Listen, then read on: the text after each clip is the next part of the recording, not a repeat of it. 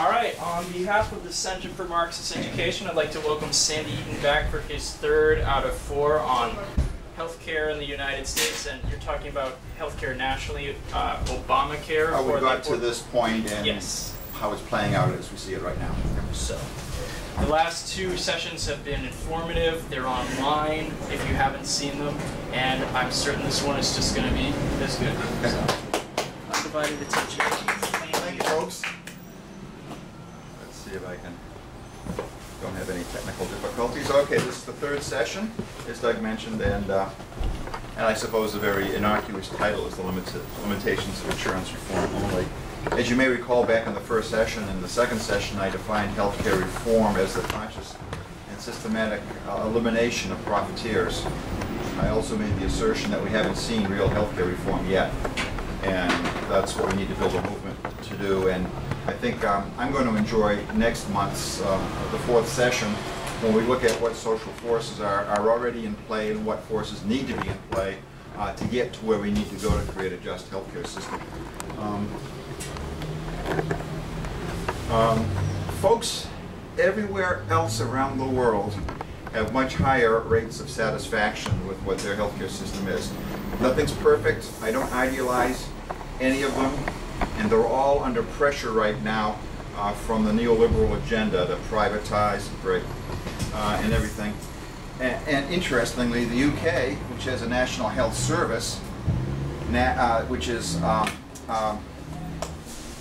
socialized medicine, which anything we've talked about for the most part in this country has not been, but it has the highest rate of satisfaction. People don't think they need to tinker with it, even though the current coalition government in London, the Liberal Democrat Tory coalition, is privatizing every service and taking every opportunity to refashion it. It probably needs a lot of work.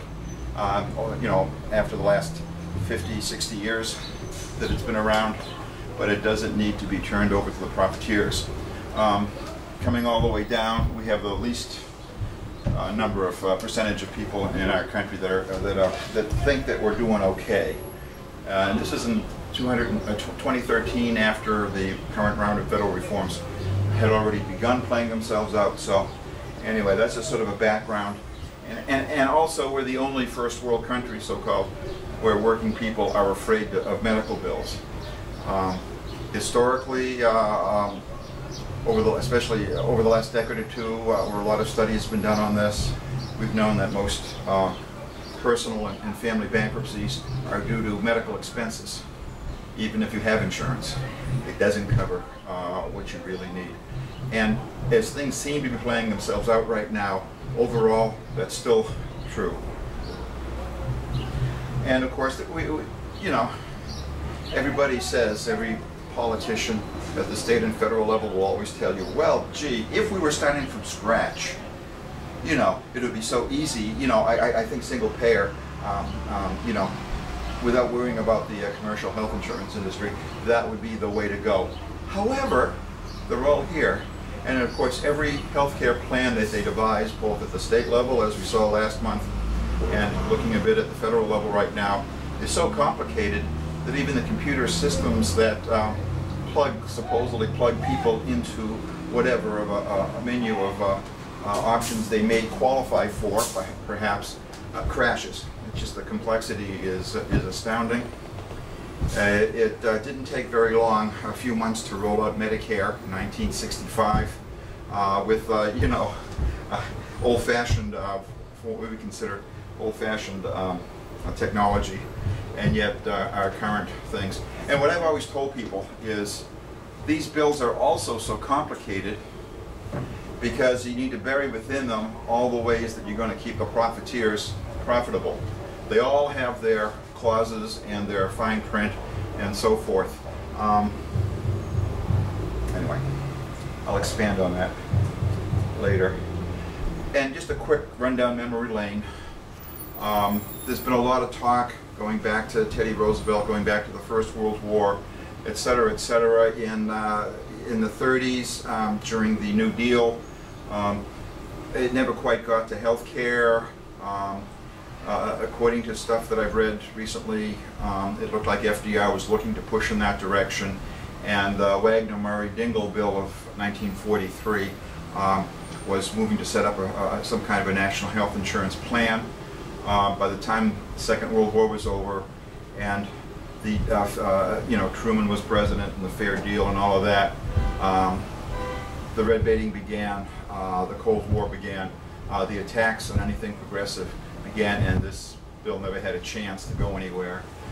Coming into the 70s, Ron Dellums, an 11-term member of Congress from the Bay Area, and former mayor of Oakland, I just discovered preparing for today, had his health bill, which would have led to a national health service through socialized medicine, more along the lines of the UK.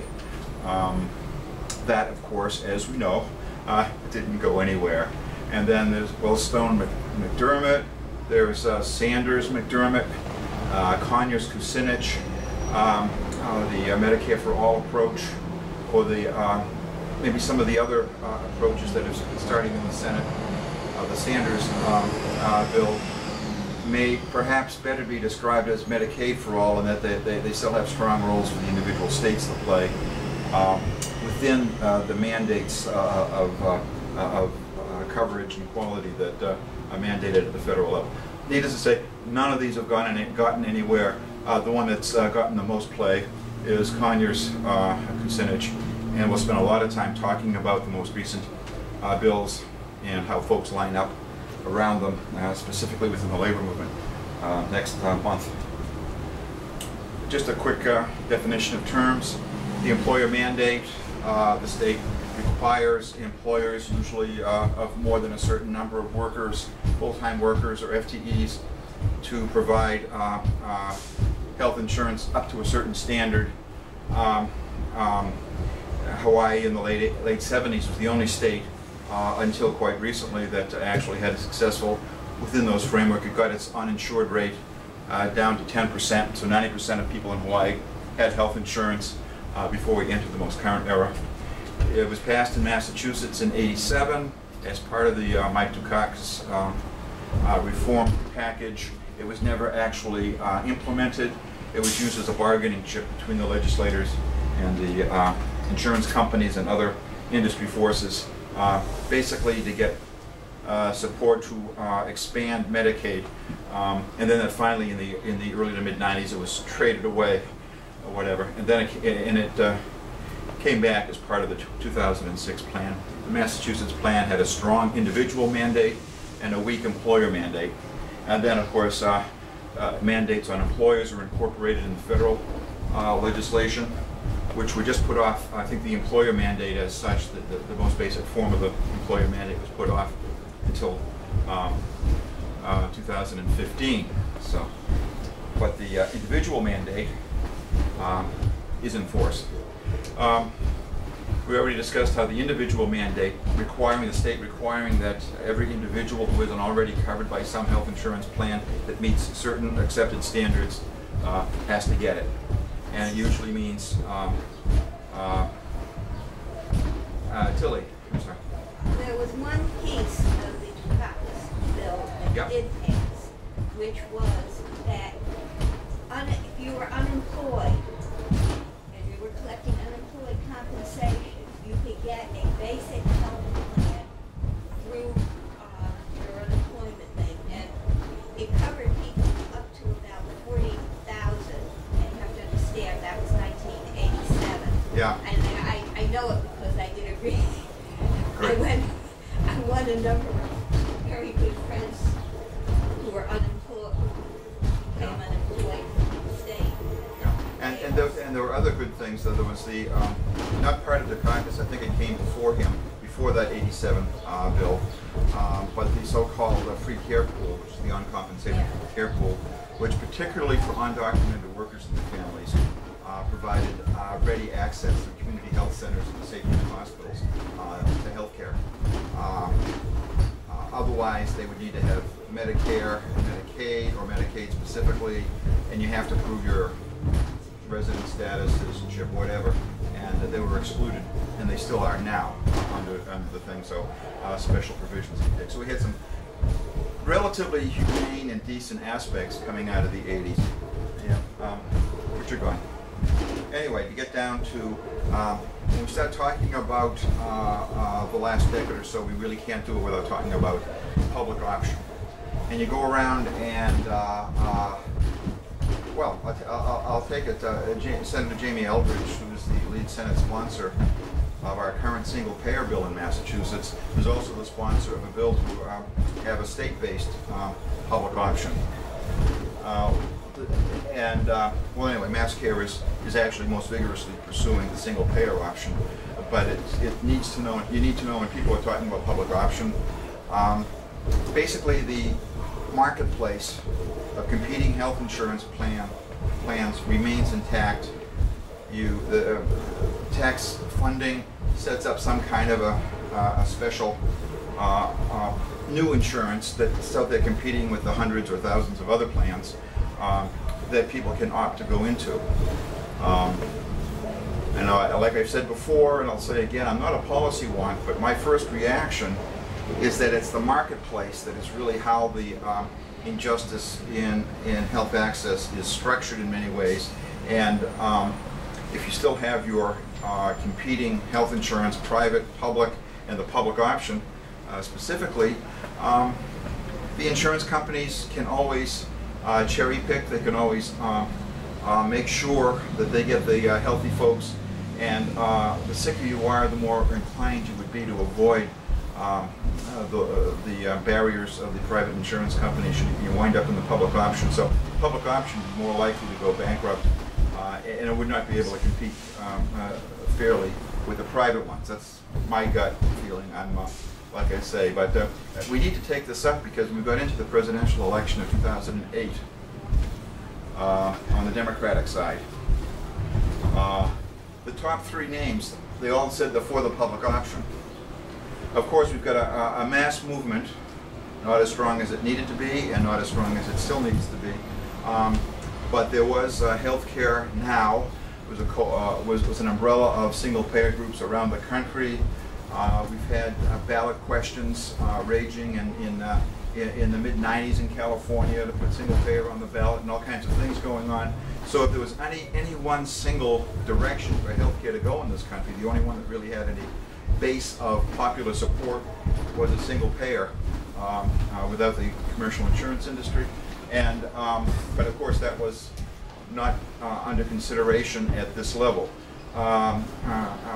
Kucinich, Dennis Kucinich, and possibly I think there might have been one or two other lesser-known candidates did project the need for a single-payer system, but they did at least as poorly in terms of raising money and competing in the how the election system works these days.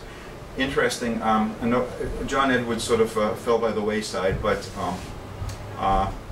Clinton supported the public option, and she also supported the individual mandate. That was part of the debates in 2008.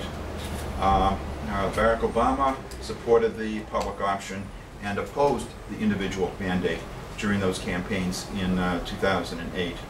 And a lot of other things were going on too within labor, and splits and debates and coming together again in different ways, which is more germane to next month. I really have to say a couple of words. If anybody wants to throw rotten tomatoes at me, feel fine, but I am particularly upset with the Congressional Progressive Caucus during the from January 2009 on. As soon as the White House, the Senate, and the House leadership all said that they did not, the single payer was off the table, they dropped it and then got, public option was the thing that for the most part they stuck to. John Conyers, ranking Democrat in Congress, second ranking, from Detroit, has always been a champion of a single payer. In February of 2009, let's say in January, everybody knew single pay was off the table. In February of 2009, the White House convened a, quote, stakeholders conference at the White House. A couple of hundred folks showed up, overwhelmingly representing various business interests in healthcare, various trade groups and so forth. John Conyers wasn't invited. Physicians for a National Health Program threatened to picket the White House, or at least if you go out the back door of the White House, there's Lafayette Park. Coincidentally, at the opposite side of the park from the White House is the U.S. Chamber of Commerce. I won't make any further observations. The PNHP was going to raise hell and have a massive demonstration in Lafayette Park during that session, that stakeholders meeting. So the concession was made. John Conyers and one doctor, I think it was Quentin Young, who was a founder and leader of PNHP, were allowed in. It was broadcast, the session was broadcast, and you would hear one executive after another raise what they felt to be issues that needed to be addressed in a national health reshaping. And I don't think any of our interests were reflected in that meeting. There were about 4 regional meetings that took place the next month. In the Northeast area, it took place up in University of Vermont in Burlington. And it was co-chaired by the Republican governor of Vermont at that time and the Democratic governor of Massachusetts. It was very well orchestrated. Some of us were able to get passes through political connections. Usually the Mass Nurses Association were able to get political passes to get in. The executive director of MassCare, who's now the organizing director nationally of Healthcare Now, Benjamin Day was there. Peter Knowlton, the Northeast Regional President of UE, and myself were in there. And when the floor opened up for discussions, we thought, 3 of us in a row, you know. And let's say DeVal knew who we were. He certainly knew who I was, because all through 2005, those of us from MassCare had hounded him at every public event from one end of the state to the other to convince him that he should be coming on board with single payer. And into 2006, he was finally elected. So it was very carefully orchestrated. One CEO of a small community hospital in rural Vermont was called on, and he gave the single payer pitch. I think he caught them by surprise. Deb Richter, the head of the PNHP in Vermont, was actually a smart move, given 5 minutes at the beginning of the program, and then they were hoping just to wipe out any discussion of single payer after that. Eric Massa and Anthony Weiner, interesting characters, champions for single payer. In March, I think it was the end of February, Eric Massa convened a congressional hearing on the Massachusetts plan and what folks in Washington needed to know that they should not do at the federal level. And a whole bunch of 8 of us from Massachusetts went out there and testified, and got a little bit of play. It was a packed room. And then coming down through the end of 2009 into 2010 is the debate about the health care bill. Tony Weiner had an amendment he was going to tack on to the Affordable Care Act when it got there, that would allow the states to have a quicker option to open it up and to possibly get their state single payer system going. Well, both Eric and Anthony, well, couldn't keep it in their pants or whatever. They were both got into trouble, and they were gone before we knew it. And Dennis was quiet. John Conyers was quiet. We actually had a full-page ad in one of the DC trade journals. I forget it was The Hill or the other one. Set to come out the day that the debate on the Affordable Care Act was going to hit the floor of the House, I believe.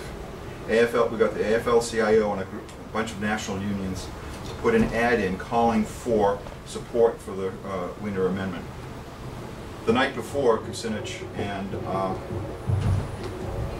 Conyers called up and said, "No, don't do it." And so any effort to amend the Affordable Care Act fell flat on its face. That's, and of course there's the independent Bernie Sanders, whom folks are trying to urge to run for president as a Democrat. Some of us are trying to urge him to run for president as an independent. And that's a whole other debate I'm not going to get into tonight. But again, on the Senate side, he had a single payer bill. He tried to read it into he tried to put it before the Senate and get it out of committee and for a vote. And the Republicans insisted that he has to read the whole bill. It would have taken him 6 hours, and nobody was going to stay that long. So after he read a number of pages, he withdrew it rather than sustain that. So anyway, we had a wild time back there. In the Senate Finance Committee had three consecutive Tuesdays, the end of April and the first 2 Tuesdays in May of 2009, held hearings on health care and on what kind of legislation was needed. Folks sat in on the first meeting and observed that it was very structured, very orchestrated. Only industry spokesperson got to come forward, or people that nobody that supported single payer was going to be allowed to speak. So on May 5th, 6 people got up, one after the other. One would get up and start demanding of the chair of the meeting that witnesses be called forward who could speak to single payer and to build a just health care system. That person would be arrested and dragged off. And the second person stood up and delivered a speech. All the way down, 6 people in a row were arrested. The following Tuesday, at the third and final session of the hearings by the Senate Finance Committee on Health Care, 5 more people did that. And also there were about 20 nurses stood up, took off their jackets, and each of them had across their scrub top back demands for healthcare justice or whatever, and then they left. They didn't get arrested. But Deanne here is now a co-president of the California Nurses Association, and she's got a little plastic thing wrapped around her hands and back. She was among those arrested in that particular thing. So even though the powers that be and the Democratic Party leadership at all levels said single payer is off the table, a lot of folks weren't ready to accept that, and were trying to do everything they could. Up in this is I got the slides in the wrong order. So this is up in UVM, outside the center there, big room inside, and we're having a huge rally. Vermont Workers Center. We'll talk a lot more about them next month. We were there, had a bunch from M&A up, Mass Care, folks from all over New England and upstate New York who were for single payer showed up and rallied outside. This is Donna Smith. She was one of the stars in Sicko, her particular case where between her and her husband, the family went bankrupt. She had to move into the cellar of her kids and so forth. And after the movie came out in 2007, she became a full-time activist for single payer, National Nurses California, and then when it became a National Nurses United supported her, and she's come back to live with her family in Colorado. Her cancer keeps recurring, and she has no stamina, but she was doing well up there. We mentioned healthcare now as being an umbrella for single payer. I'll talk a lot more about it next month, but Healthcare for America Now was also created long after Healthcare Now, and to pursue basically whatever the Democratic Party leadership wanted in terms of healthcare. Did not support single payer. SEIU, Families USA, and ultimately AFL-CIO came on board with this coalition. In order to get a vote on its steering committee, had to put up $500,000. AFL at first didn't have the money, and then they scraped it together so they get a voice in this particular direction. In the meantime, here on the lawn outside the Capitol, U.S. Capitol, folks were gathering at the end of July for the anniversary of Medicare every year. Folks get together there, and demonstrate for all to see the need for a much better way of doing things, Medicare for all. Also in July, this is in Boston. Government Center is off to the side. This building right here, Court Street, the health insurance plans of Massachusetts, the main lobbying group for insurance companies in Massachusetts, is upstairs. And the folks both affiliated with Healthcare Now and Healthcare for America Now, both wings of the labor-backed fight for healthcare reform were here. Mass Senior Action Council was here, and someone had a public option now sign. And again, the whole issue of taxing health benefits, which I'll get into in a minute, was also there. So they're still fighting to make a better bill and to try to stave off some of the more aggressive features of it.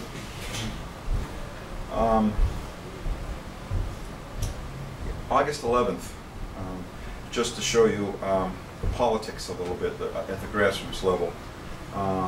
President Obama visited New Hampshire. What year was it? 2009, August 11, 2009. To give a stump speech supporting his direction on healthcare reform. The New Hampshire AFL-CIO called out for us to give them some help because they knew that the Tea Party was mobilizing and didn't want the president to be embarrassed. So you have this maybe half-mile long driveway coming in off the main road going up to Portsmouth High School. Actually, the president's motorcade came from a local Air Force base and came in around the other way, the back door, and didn't get anywhere near this. And of course, the folks who did get inside to hear the president were screened.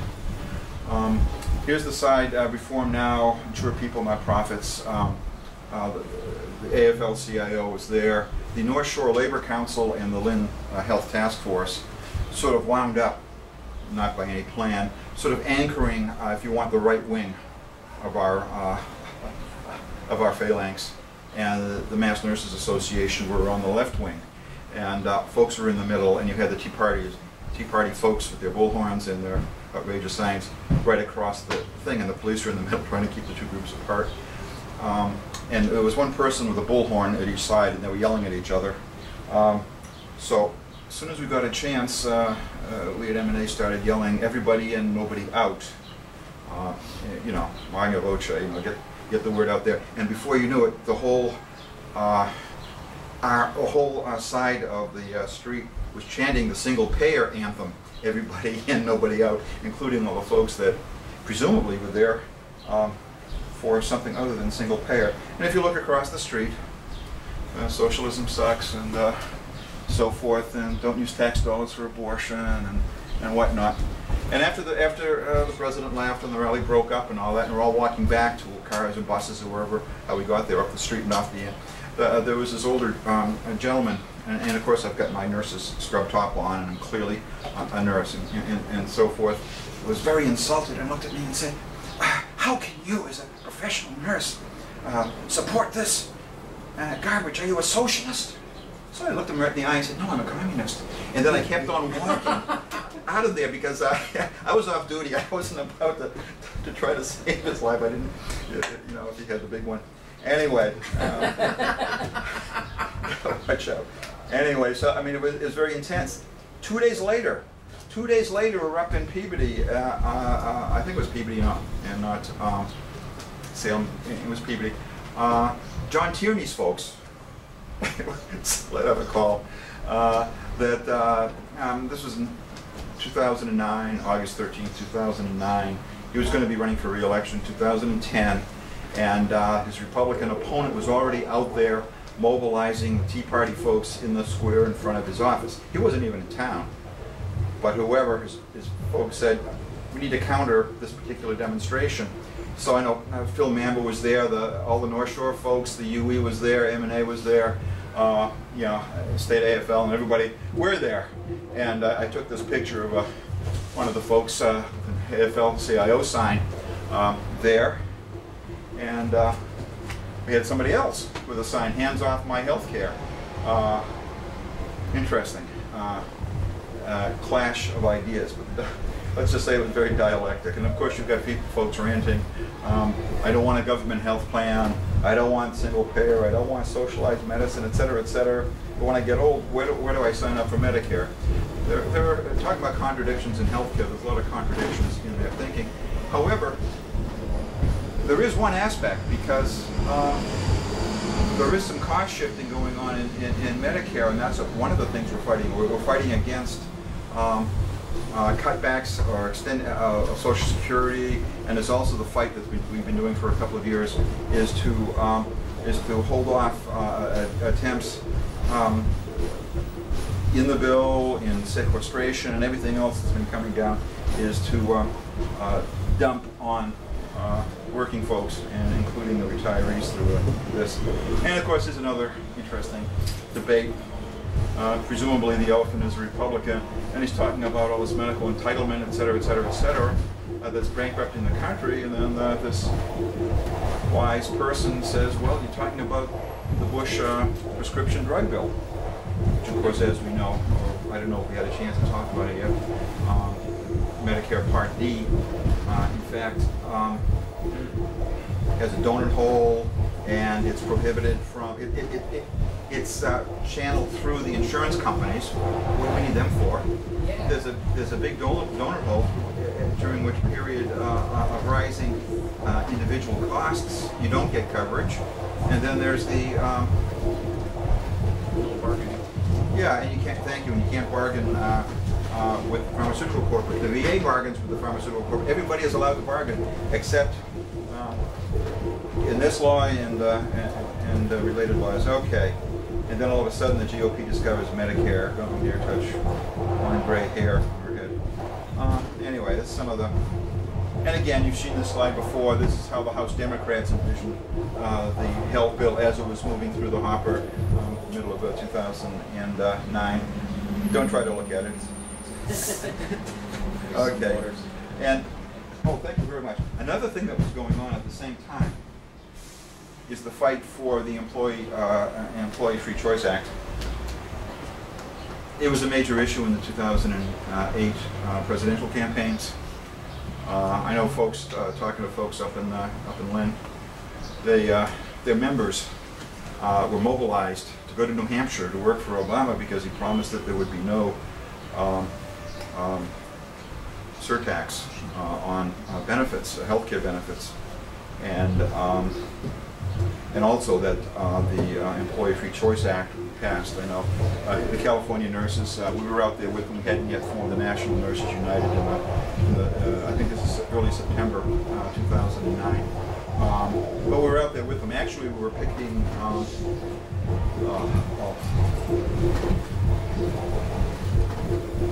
trying to think of which of the senators. It wasn't Boxer. Who's the other senator from California? Feinstein? Yeah, we were picketing her because she was opposed to the Employee Free Choice Act or whatever, or at least she had probably she had the guts to say it. The others weren't supporting it either, but they just they pretended they did. So we have hundreds, maybe thousands of nurses from all over the country. We're sort of filing by her, the state on top of the hill looking down to the harbor, and each of us stuck a rose into her fence, into the hedge surrounding her thing, trying to get a message across that nobody's sacred. You don't screw with us. Or, well, you do, but we will resist. And underlying,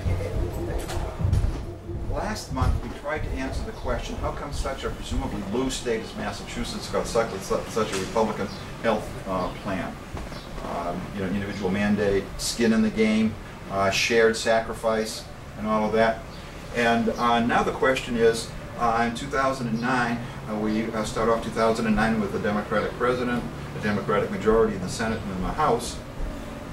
We didn't get employee free choice, and we got this convoluted boondoggle for the profiteers.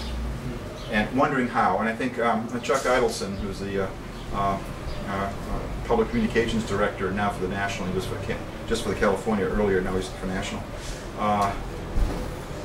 I don't know, I can't verify his claim, but certainly during the period of healthcare reform, I think it's clear, 2006, 7, 8, 9, it's certainly clear that the healthcare industry spent a heck of a lot of money. Max Baucus, the chair of the Senate Finance Committee, I should have mentioned a minute ago, because the 11 people that were arrested in his hearing were known as the Baucus 11. Baucus 13, I'm sorry, it was 8 and 5. He hired someone directly from one of the major national for-profit insurance companies, I forget which one, as his aide, as his healthcare aide, who would write the Senate version to throw into the hopper to help form the Affordable Care Act. So the insurance company was actually right there writing it. Okay, well, didn't come off very well. Anyway, this is Rick Scott, the governor of Florida, at least at the time. And when he was the CEO of the Hospital Corporation of America, he got caught with his hand in the till, and as the folks are saying, $1.7 billion fine for defraying, stealing from Medicaid and Medicare. But he's saying, oh no, I don't believe in taking any health care money, et cetera, et cetera. We need to avoid federal government involvement in health care. But of course, at one point, he managed to get quite a bit out of there. Anyway. Early on in the campaign, the National Nurses United did this very quick and dirty assessment. I don't know if it's clear enough to see. Not really. Let me sort of read it. Focus a little left. Trying to compare, the things that at that time we saw were good and the things that we thought were problematic. The first good thing was expanding Medicaid, expanding it for basically the working poor, and increasing funding for for community health centers. And the thing about children staying on their parents' plan up to age 26 if they're not married and so forth. The thing about that is, you still have to pay for it. The price might go up. And some of the worst insurance abuses, which shouldn't have existed in the first place, were totally criminal. No reason, for the caps and pre-existing condition denial and so forth. If you're willing to go out there in the market, you should be able to take everybody that comes along and not cherry pick. So some of those abuses were dealt with. What we saw as problems, you'd still, at this point, and this is assuming the good things that had come to pass, 27 million people would still have no health coverage. And there's no real limits on what insurance companies, hospitals, drug companies can charge, or on insurers denying treatment or referrals they don't want to pay for. They can't, they can't exclude you for pre-existing conditions, but they can do it for other reasons. And it certainly expands the profit-driven insurance system by forcing the uninsured to buy private insurance. Boondoggle for them, actually. And it promotes wasteful hospital spending on IT. Oops. I always do that. Okay. Excuse me. Okay. As a matter of fact, I'm really thinking that the millions, if not billions, that are going into IT is a driving force for laying off staff, cutting out services, drug abuse services or mental health services or pediatric services, if they can't make enough money in order to pay for the, well, my experience is often the software is either obsolete or is real cheap and doesn't work very well for what you think it's supposed to do. And it also is a way of controlling, certainly controlling the nurses in terms of only giving, you can only do things according to a certain preset protocol, whether your professional clinical judgment says that is not going to work for this patient. And it's mind-numbing. And I would suggest contributes to the demise of patients. On June 28th, 2012, the Supreme Court changed things. And so everything I said before was how we looked at how the Affordable Care Act was going to play itself out as it was written. A number of different states brought suits into the federal court, and they all came together at the Supreme Court. And the very last week of the session, it was the Wednesday of that last week of the session, they finally handed down their ruling. And of course, it accepted the constitutionality of the individual mandate. That was one of the major specific complaints. And so everybody was happy. The president had a big smile. Everybody is so enthusiastic. The trouble is,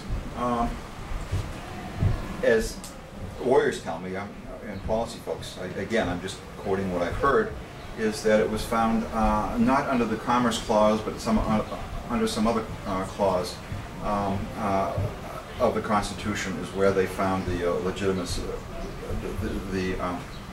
the rubric, the green light to accept the individual mandate.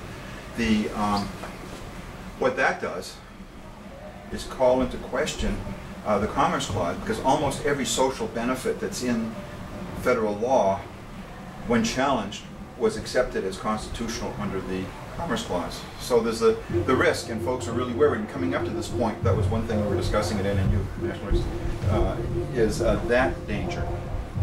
The other big thing it did was to say the federal government did not have the power to make the states accept the Medicaid expansion part, which I will say, of all of the pieces of that, I think that was the most efficacious in terms of expanding coverage and maybe saving lives, was that Medicaid expansion. So roughly half the states, and I don't know, some of them teetered back and forth, roughly 25 states refused, even though it was really a big chunk of cash that would come in and help their states for purely ideological and political reasons. So here we are. Well, here are a group of nurses from the DC area. The gentleman on the left is Ken Zinn. He's our political director, running around. And everybody who had skin in the game, if you want, was on the plaza in front of the Supreme Court building, waiting for that verdict to come down. I know folks are on Democracy Now! As soon as that thing was being handed up. I was sitting in negotiations up in Bethune, ignoring everything and just on my iPad tracking things down and sharing discussion with others, and shared it with the folks. So it's, what do we do?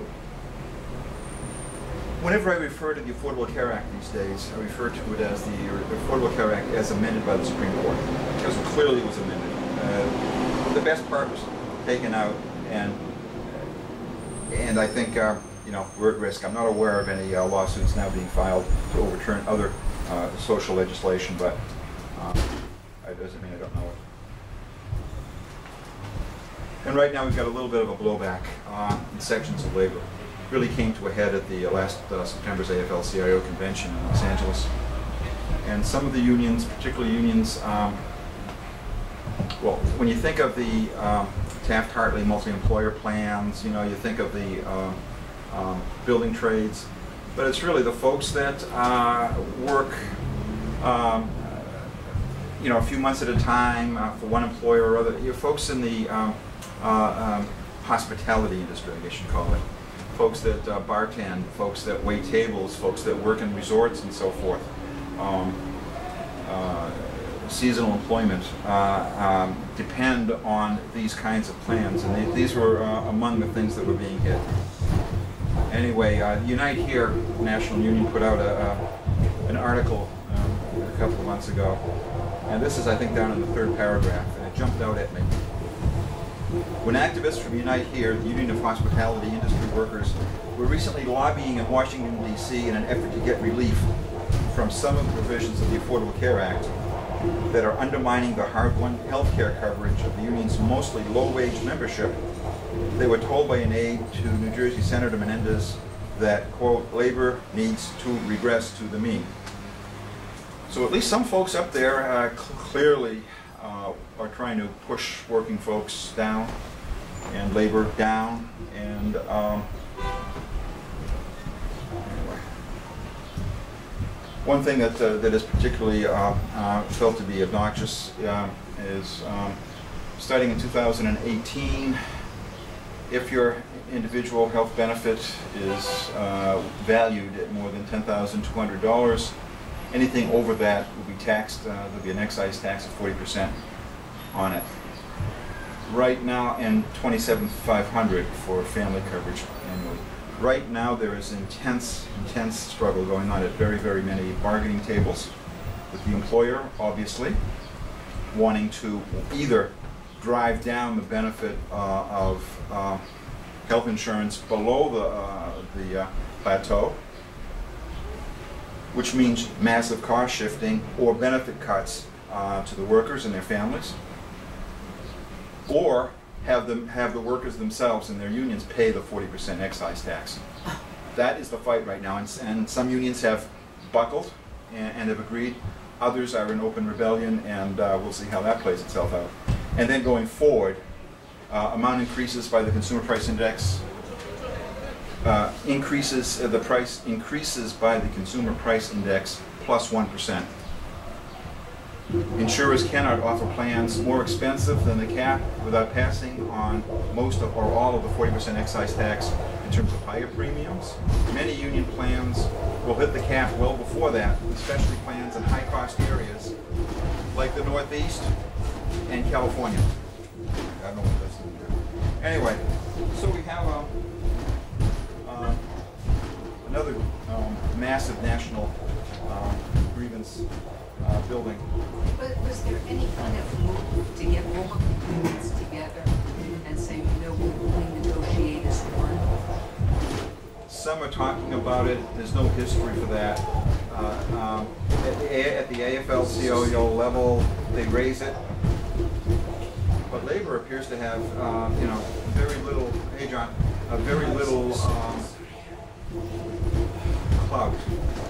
And they're historical. And again, I'm going to really try to work into this a lot more next month, but some of the divisions run deep. They're political, often they're ideological, and it's a problem. And you're right. Right now, in the 2014 elections, the Democrats are going to feel the feedback. I was talking a few minutes ago about the Congressional Progressive Caucus, and we looked at on June 28th of 2012. Well, the Labor Campaign for Single Payer held a strategy session on 2 days before that. We'd actually thought that the Supreme Court decision would have come down the prior week, and that we'd get together right afterwards and have a strategy session about what do we do about whatever the Supreme Court does one way or another. So we were actually there in the House office buildings, meeting for half a day and then rounding with our representatives in Congress. A group of us, Tim Carpenter, who just passed away, National Director of Progressive Democrats of America, said, well, let's all get together and go see Jim McGovern, who's the member of the Congressional Progressive Caucus, very well liked by all. Represents Worcester, and then, of course, the gerrymander goes whatever direction it goes in right now. So we went over there, and there were about half a dozen of us, a few from the national PDA, Tim, and one from New Jersey, whose name I forget, and a couple of us from Massachusetts, and we sat down and we started chatting with Jim. I don't know how the subject came up, but the January 2010 special election in which Scott Brown beat Martha Coakley for that open Senate seat came up. And there's no secret that several, I think, building trades locals in Massachusetts endorsed Scott Brown. And you can say, well, Coakley wasn't a good candidate, whatever the issue was. I think the problem, one thing that struck me was that there was one TV ad, I think I only saw it once, where the Scott campaign saw Martha Coakley coming out of a restaurant or a bar in D.C. With a couple of health insurance company lobbyists. And ironic, you've got the Republican attacking the Democrat for being in bed with the insurance company lobbyists. But that stuck in a lot. And again, folks in some, like particularly the building trades, were particularly nervous about the direction they seemed to see, or they saw, the Affordable Care Act going. So Jim McGovern shakes his head and he says, why? why did labor abandon the Democratic Party? I bit my tongue. I was there as a mission of goodwill. I wasn't trying to do anything, but I had a ready answer, but I didn't say it.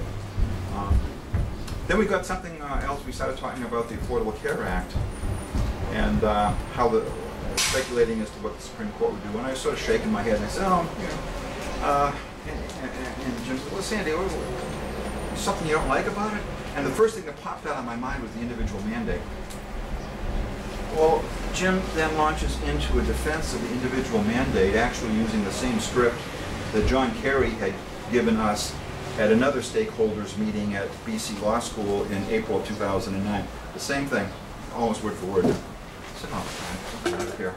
So anyway, if I'm a little cynical,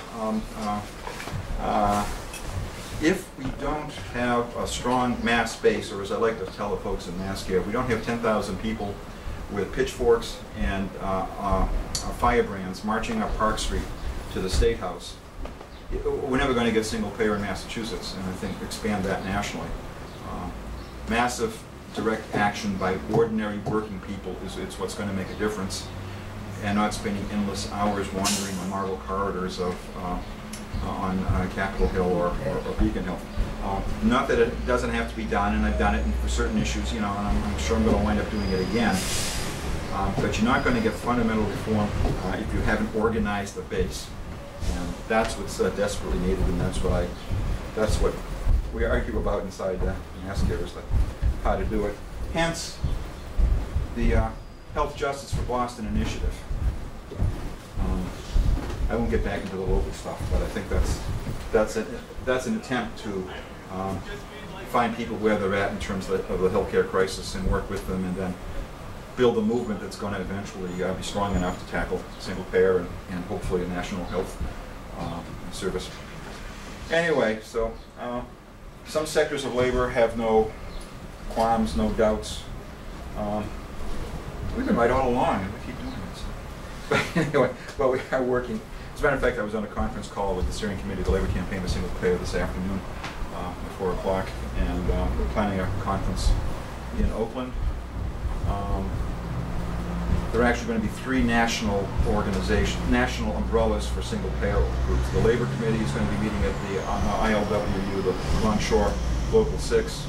The Healthcare Now is going to be meeting on in the National Nurses United California Nurses Association headquarters downtown Oakland. And the third group, the One Payer States, which is an amalgamation of states mostly across the center of the country who have groups that are working to get single payer in their states. For whatever reason, I haven't been able to convince mass care to be involved in that. But anyway, we'll all be coming together, sharing stuff. Anyway, the other point I want to make is that if you're fighting for healthcare justice, you can't just be talking about single payer. You have to, one, address it in the context of all of the other crises of everyday living that people are, all the crises around healthcare, the community health centers closing down, the service they need has been moved across town, and you and your sick kid have to hop 2 buses. All of these are very real to people, and these are the people that need to be in the forefront of the fight, leading the fight, if we're going to get there. And also, healthcare isn't divorced from everything else. Austerity is hitting us right across the board. Housing, jobs, education, you name it, you know. And we have to be part of that. And I think I sometimes tell people that the Nurses Association is my political party. And here's the commercial at the end. I also have a Facebook page / Sandy ERN. If anybody wants to go there, because every day I'm putting up articles mostly about the healthcare struggle insight. So if you really want to follow healthcare and a lot of other things, you know, you almost get a journal every day. You've got a magazine to read every day. Feel free. And I'm going to stop the formal presentation here. I have another slug of this very refreshing water, and let you guys talk. Billy. Sandy, one piece you left out is Sure. healthcare disparities. Yes. And which is I was at the Massachusetts Public Health Association had its annual legislative, awards breakfast last Friday morning downtown on State Street. And the lead speaker, who was the president of the board of MPHA, the only thing he talked about is that a quarter of our healthcare costs in this country are due to racism and disparities. And he hammered that home again. And those of us that were there, 2 of us from M&A, 2 of us from Mass Care, you know, I certainly agree with that. Who's that now? I was going to bring the brochure with me. It's a name that I did not know. Nobody that I'm familiar with. I'll email you later if you want. And you're absolutely right.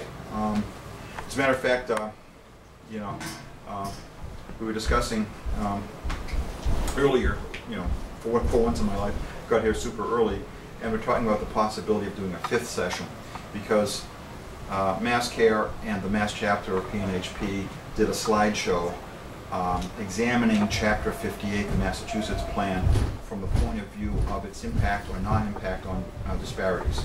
The folks that are pushing say the great thing, and of course, every legislator in the building in March of 2006 voted for Chapter 58, the Massachusetts Miracle, as I call it, except 2 conservative Republicans. And there may be a third of the legislators have turned over, but most of them are still there. Some are starting to raise questions and privately have, you know, making their rounds upstairs. They pull aside and want to sit down, let's talk.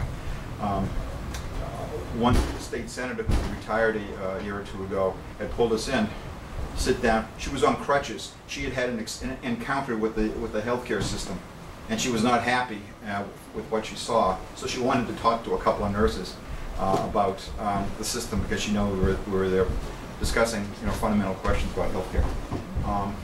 But yeah, the proponents of Chapter 58 are fond to say that it's eliminated healthcare disparities in Massachusetts. We know a little bit better than that.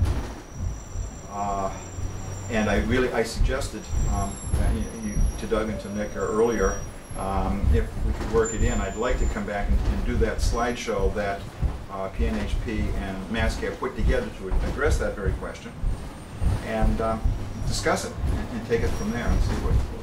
Because I think that's a vital question. As I said way back, it's access, affordability, quality, and equality. And if you're not tackling all of them together, you're just sort of squeezing one, and problems erupt in the other areas. You need to have a global view and a global fight to straighten it. Anybody else? This is a wonderful presentation.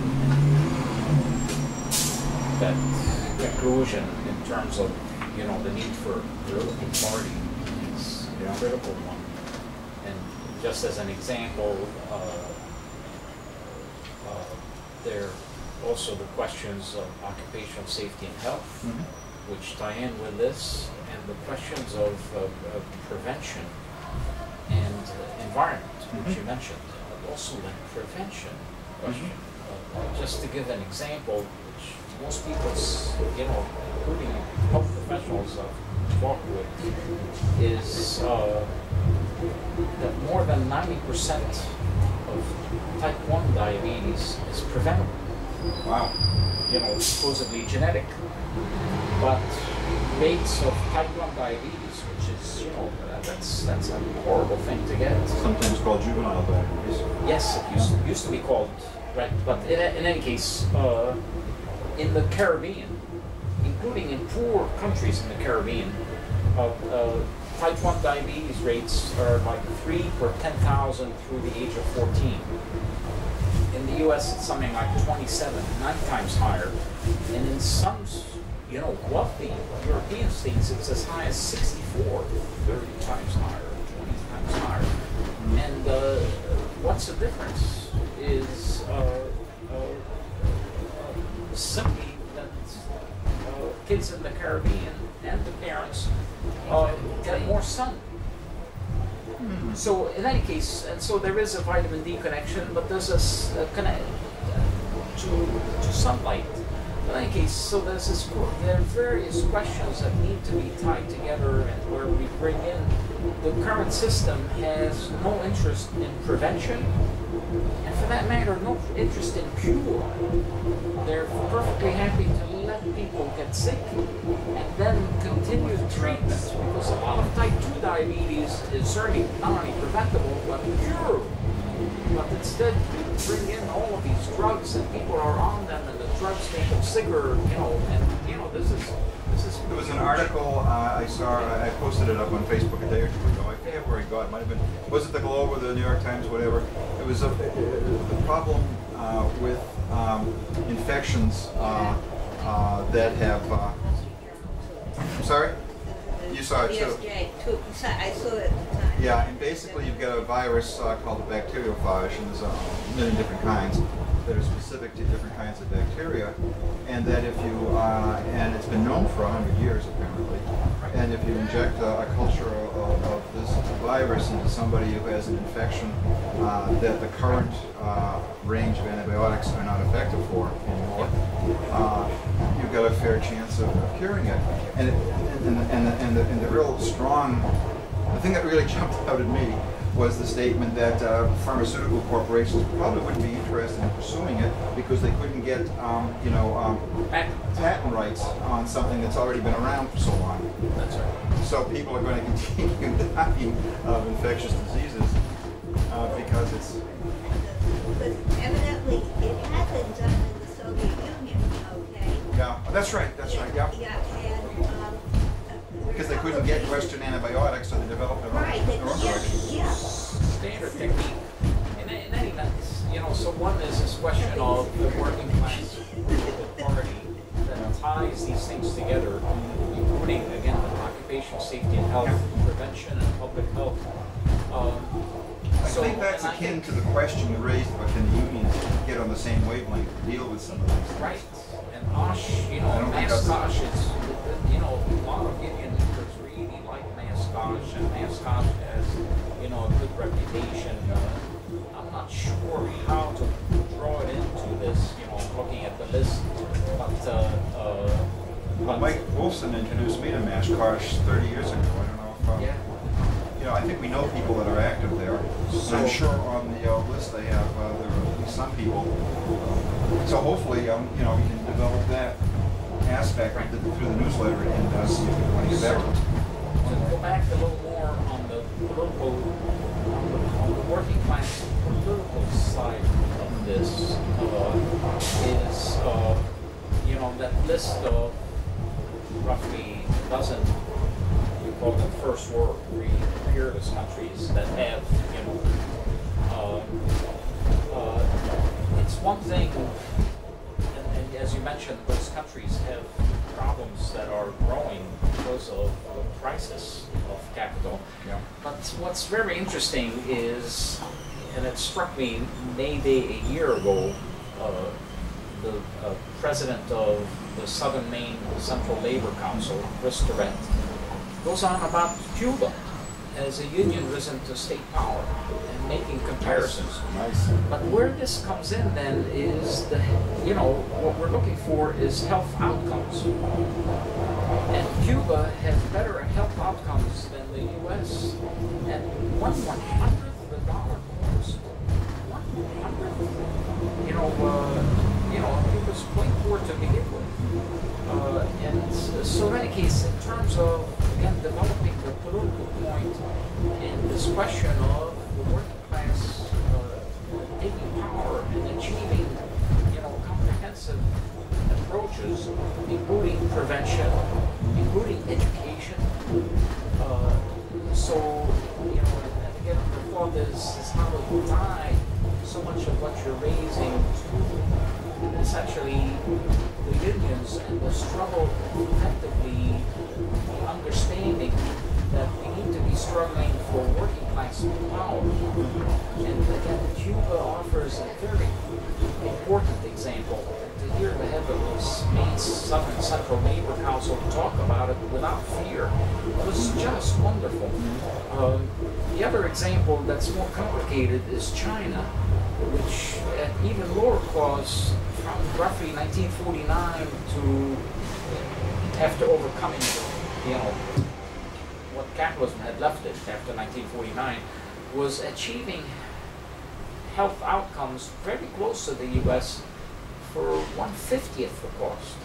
And then, you know, this the understanding we have to develop the economy at any cost, and that also included at healthcare costs. But now things are changing in China so rapidly.